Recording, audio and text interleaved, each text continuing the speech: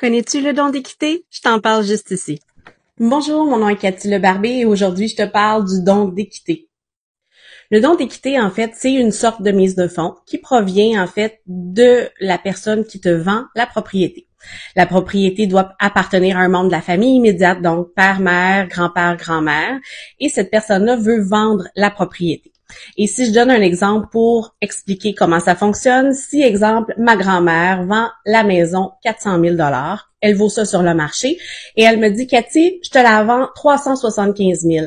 Donc, à ce moment-là, le 25 000 qui est disponible entre la valeur marchande de 400 000 et le prix de vente de ma grand-mère, 375 000, on se retrouve avec un 25 000 d'équité, qui est en fait un don d'équité et qui représente une partie de la mise de fonds. Avec ce type de mise de fonds-là, en fait, si on a au moins l'équivalent de 5%, on peut l'utiliser et, en fait, devenir propriétaire si on se qualifie selon les ratios d'endettement réguliers standards. Par contre, le don d'équité peut être différent, il peut être plus élevé aussi.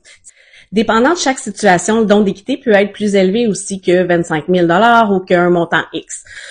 J'ai déjà eu le cas d'un client qui avait habité avec ses parents pendant presque 25-26 ans, qui avait pris soin de ses parents et les parents avaient décidé de vendre la propriété parce qu'ils étaient tannés d'avoir à gérer une hypothèque, des taxes et tout. Et leur fils, il leur a proposé de racheter la propriété. Donc, ils ont fait un don d'équité à leur enfant et donc, lui n'a pas eu à débourser pour la mise de fonds.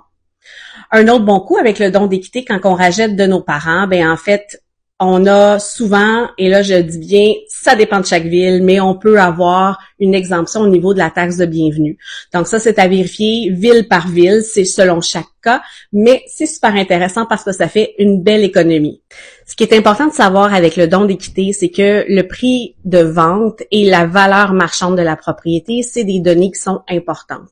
Donc, c'est pas parce que, c'est exemple, moi je pense que ma maison vaut 600 000 $ parce que je l'aime beaucoup, j'ai fait beaucoup de travaux, puis pour moi, je la vendrai pas en bas de 600 000, mais ça se peut que sur le marché, elle en vale 550. Donc, quand on a des dossiers entre vente de membres de la famille, grand-père, grand-mère, père, mère, souvent il y a une évaluation à faire et l'institution prêteuse va demander à faire évaluer pour s'assurer que la valeur marchande est la bonne.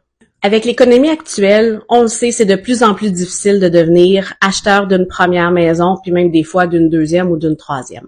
Le don d'équité, à mon avis, va devenir une option beaucoup plus populaire dans les prochaines années afin de pouvoir devenir propriétaire, avoir une maison. Si vous avez d'autres questions, gênez-vous pas à me contacter, ça va me faire plaisir de répondre à toutes vos questions.